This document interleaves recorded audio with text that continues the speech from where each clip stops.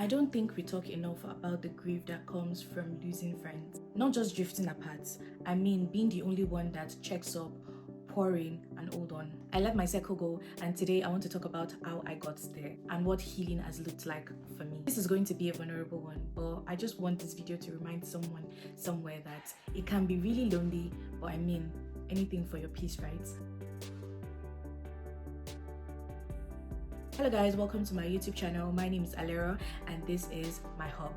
If you're new here, please click on the subscribe button and do not forget to click on the notification button as well, so when I drop a new video you'll be the first to know. Please share and like this video, share to your friends and family. Let's just say I had a really big circle, which I really liked at that point in time, and I felt like, oh, I had friends. I was genuinely happy, or so I thought, until COVID came and we had to go back home, and that was the beginning of my realization. So during COVID I had a lot of self-examination. I mean, COVID was like a tough period for everyone. For me, it was a self-examination period because I had to examine myself, my plans, my future, and it touched also my friends, like the kind of people I flowed with.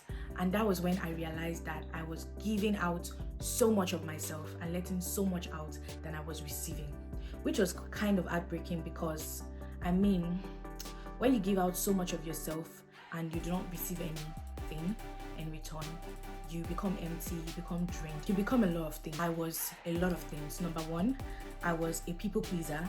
I wanted people to like me. I wanted people to see me. I wanted that attention. I wanted that acknowledgement. I wanted that validation from people. And even when I wasn't getting the same form of energy, I just still wanted to please these people and please my friends and please people I was around and try to be like the perfect friend for them. And I just wanted to be seen, I just wanted to be heard, and I just wanted to be known. Like, it was just something that I wanted so desperately, and I don't know why. I've come to think that could it be like maybe a trauma, maybe from childhood or something, but I'm still trying to figure that out. People pleasing was like the root of everything. I wanted to be liked. I wanted to be that friend everyone could depend on. But in trying to be likable, I kind of abandoned myself. I kind of abandoned my own real personality. I kind of failed myself. And the truth that I've come to realize is that people pleasing does not make a perfect friendship. Rather, it hides the crack until it finally breaks. And then you realize there's really nothing to be protecting.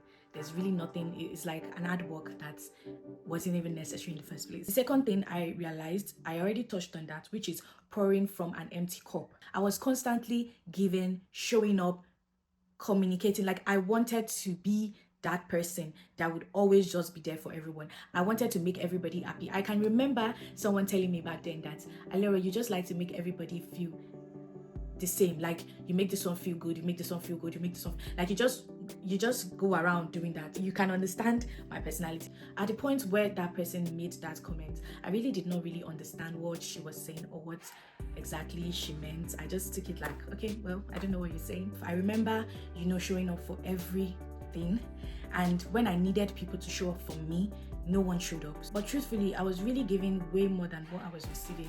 And at that point in time where I was doing all the giving, the showing up, the pouring in, I didn't even realize that I was not really receiving anything. I didn't realize that I needed to receive something. Another point I was able to pinpoint while doing the self-examination during COVID. The third point was that I didn't express myself honestly. So certain things were being done, certain things were being said, certain things were being seen that I totally ignored. And it's not because I ignored it because it didn't hurt me so much. It hurt me. It pained me. In fact, I was so emotional. But I decided to look the other way because I wanted to preserve the friendship. And the thing is that I was doing more damage to myself than I had thought. When certain things are being done and you do not get to react, or you look the other way and you are still smiling and moving on with the friendship, and then maybe blaming yourself for something obviously you knew nothing about or you've done wrong, then I think you need to really look at your circle. So this was another thing I did. I didn't express myself honestly. Even in conditions where I get to confront my friend about certain things, I would just act like it didn't really matter. It wasn't really painful. It wasn't really, I'm not so hot. But really, I was, crying and bawling my eyes out inside of me. But outwardly, I acted like everything was okay. and we were perfect and nothing is, wrong. I can remember a scenario which would correlate with the second point I made, which was pouring in, showing up, giving and not receiving. There was this scenario whereby one of my ex-friend,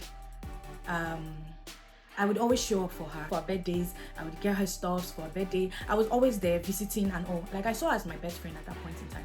I had like this program where I get to host an event. Like, it was like my first time hosting an event, or like my second time, I'm not sure, but it was something that I really was excited to do. Like, I really wanted to do it, and I was nervous, I was scared, I was preparing. And then I asked this friend of mine that, okay, I'm going to get you a VIP ticket, would you like to come with me? And then this friend of mine said, oh, you have to take permission from my boyfriend. I screamed and scrammed inside of me, but to her I just acted like, oh, okay. And then I reached out to the boyfriend, gullible, like I was so gullible. Yeah, I reached out to the boyfriend, and the boyfriend said, oh no, sorry, she can't go, she's coming to my place tonight. I ended up going to that event alone, and it really broke my heart, because if I just put myself in her shoes, if I was a friend and she was the one going for this event, I would be the hype man. Like, I would legit, I'm going to front everywhere. It was looking like I was begging her to be my friend. I was begging her to be there for me. I was begging her to be, and I mean, you can't beg people to be there for you. It's not right. It's not the right thing to do. I realized this is just like one story out of a million. I realized this owes in everything. Like, this self-examination that I did during COVID opened my eyes to all these things. And I saw that, oh my God, like, I do not deserve this. I deserve better. I deserve to be supported by my friend. I deserve to have my circle, and my circle have me. Not just me having my circle only, but my circle also having me. I deserve to be loved. I deserve to be appreciated. I deserve to also be poured in. I deserve to be there, because I can't remember a day where she had something to do important that I've never showed up for her, because I'm that kind of person. Like, if you want me to be there, I am going to be there. But that was just too much. But do you know the surprising thing? I did not cut that friendship up at that point in time. It was during this self-examination during COVID that I got to realize all these O's, and I'm like, what? People do not understand that friendship heartbreaks hurts even more than relationship. It's way more painful. That is the honest truth. I just placed a little value in my life, and that was how I separated from my circle. My circle, there were a lot more people there, but I just saw the holes in everyone and things that I've poured out, and how empty my cup is now. I won't lie, I replayed every moment. The time I felt left out, the time I was misunderstood, the time I was forgotten. It's like reliving a mini heartbreak all over again and again and again and again. Heartbreaks like this, they don't really come with closure, because how would you sit down and explain to certain people that have really hurt you in this manner and way, and explain to them, and then you get closure? I mean, just working out was the best option for me, and for my peace, for my sanity, for everything. So I had to just work out. Right now, I am fiercely protecting my sanity and my peace. If it caused me anxiety, self-doubt, confusion, then I have to let it go.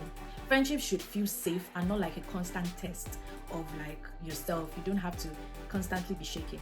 To be honest, I really admire people who are able to, maintain friends. I constantly have this conversation with my sister, like, how are you able to do it?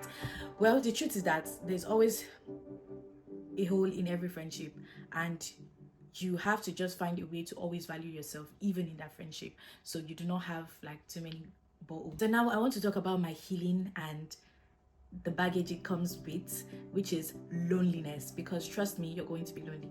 Do not get me wrong, I have amazing friends still around me, but I'm talking about why I let my circle go back in uni, and how I'm healing and finding that's life back. In the university you get to make lots of friends, and some of those friends stay with you forever and ever and ever, because that's like where you get to spend most of your youth age. And your youth age is where you get to connect, bond.